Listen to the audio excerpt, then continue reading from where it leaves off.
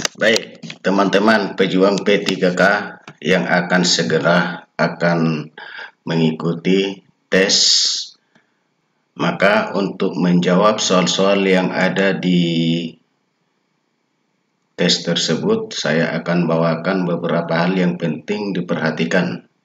Kita akan bahas ini di berbagi matematika, yaitu cara menjawab soal tes P3K.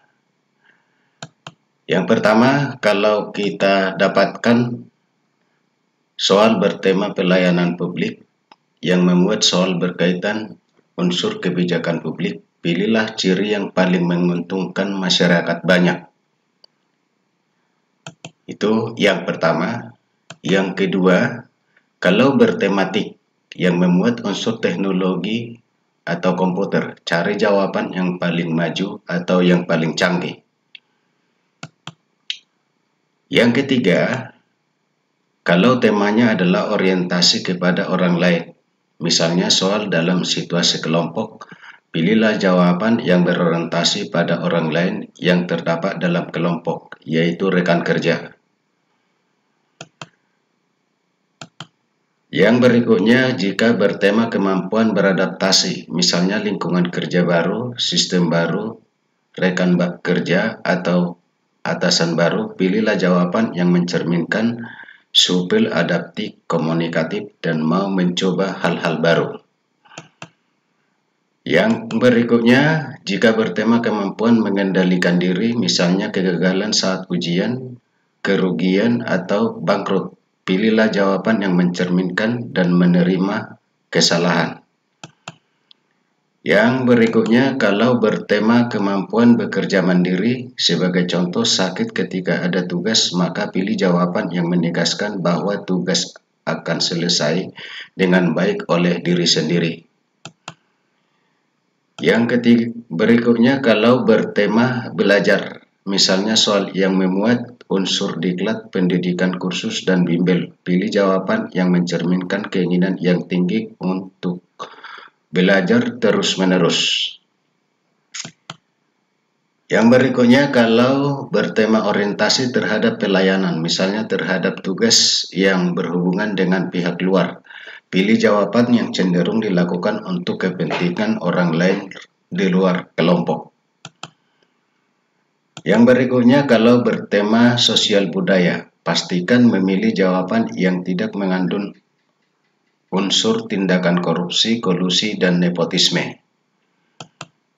Yang berikutnya, kalau bertema kreativitas dan inovasi, misalnya adanya unsur baru dalam dunia kerja, pilih jawaban yang kreatif, bebas, dan out of the box. Yang berikutnya, kalau bertema profesionalisme, misalnya ada gangguan dalam pekerjaan, pilih jawaban yang menunjukkan sikap akan tetap fokus bekerja meskipun di tengah-tengah gangguan. Yang berikutnya, kalau dia bertema jejaring kerja, misalnya soal yang mengandung unsur koneksi atau pergaulan, pilih jawaban yang mencerminkan sikap supel dan terbuka ke semua orang.